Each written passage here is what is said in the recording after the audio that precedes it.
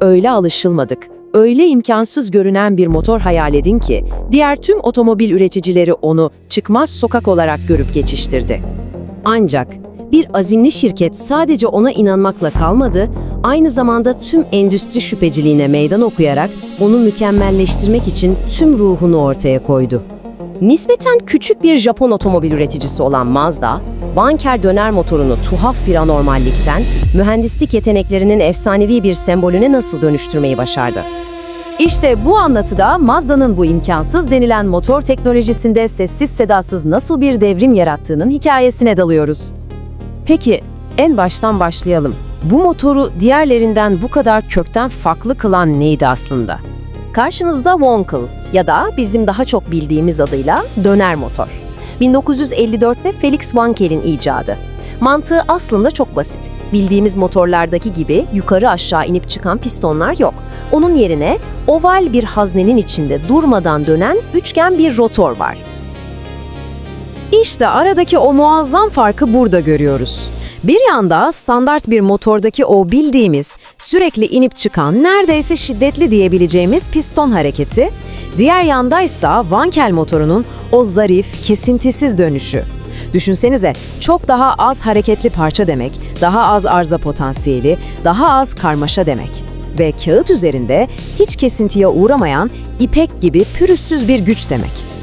Peki, madem bu tasarım bu kadar basit, bu kadar zarif, o zaman neden neredeyse bütün büyük otomobil devleri bu işten vazgeçti? Yani bu motorun ölümcül kusurları dedikleri şeyler neydi ki herkesi bu kadar korkuttu? Şimdi, mühendislerin karşılaştığı sorunlar gerçekten de devasa boyuttaydı. Birincisi ve en büyüğü sızdırmazlık.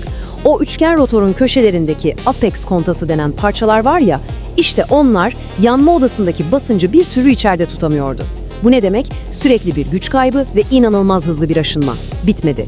Yanma yüzünden ortaya çıkan o yoğun ısı tek bir noktada birikip malzemeyi mahvediyordu. Ve son olarak motor o kadar gürültülü çalışıyordu ki gerçekten dayanılmazdı. İşte tam da bu noktada hikayemize Mazda giriyor. Herkesin bu iş olmaz deyip bir kenara attığı bu enkazda onlar bambaşka bir şey gördüler. Bir çıkmaz sokak değil, müthiş bir fırsat. Mazda'daki mühendislerin takıntısı şuydu.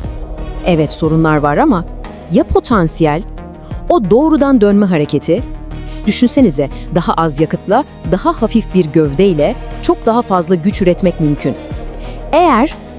Eğer o temel sorunları çözebilirlerse bu gerçek bir devrim olurdu. Ve işte Mazda'nın mühendislik dehası tam da burada parlıyor.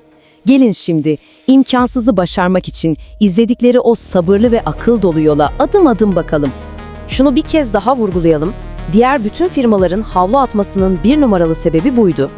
Apex kontası sorunu. O yanma odasını bir türlü sızdırmaz hale getirememek projenin adeta aşil topuydu.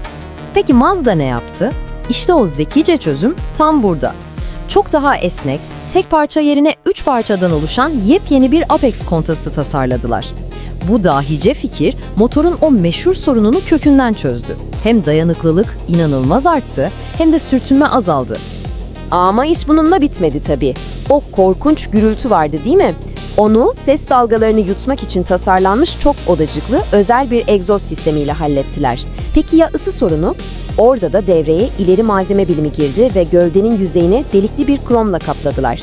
Düşük devirlerdeki tork zayıflığına gelince onu da dinamik emme sistemleri ve daha hafif rotorlar kullanarak aştılar. Gördüğünüz gibi her bir soruna karşı sabırlı, kararlı ve inanılmaz derecede zekice bir çözüm geliştirdiler. Ve işte bu sessiz, bu inatçı mühendislik zaferleri geride asla unutulmayacak bir miras bıraktı. Bu onlarca yıllık emeğin meyvelerine, ortaya çıkan efsanelere bir bakın. 1967'de dünyanın ilk çift rotorlu seri üretim otomobili olan Cosmosport. Sonra 1978'de döner motoru bir ikon haline getiren RX-7. Ve takvimler 2003'ü gösterdiğinde motorun en gelişmiş halini taşıyan o eşsiz 4 kapılı spor otomobil RX-8. Peki bu hikaye burada bitti mi sanıyorsunuz? Asla. Wankel motorunun o eşsiz yapısı, yani emme ve yanma bölgelerinin birbirinden tamamen ayrı olması, onu hidrojen yakıtı için biçilmiş kaftan yapıyor. Yani evet, yanlış duymadınız. Geçmişin bu tuhaf motoru belki de geleceğin en temiz yakıtlarından birinin anahtarı olabilir. Ve tüm bunların sonunda aklımıza o büyük soru geliyor. Mazda'nın bu imkansız motorun peşinden gitmesi bir çıkmaz sokak mıydı, yoksa en büyük devrimlerin en sessiz ve en kararlı adımlarla yapıldığına dair unutulmaz bir ders miydi?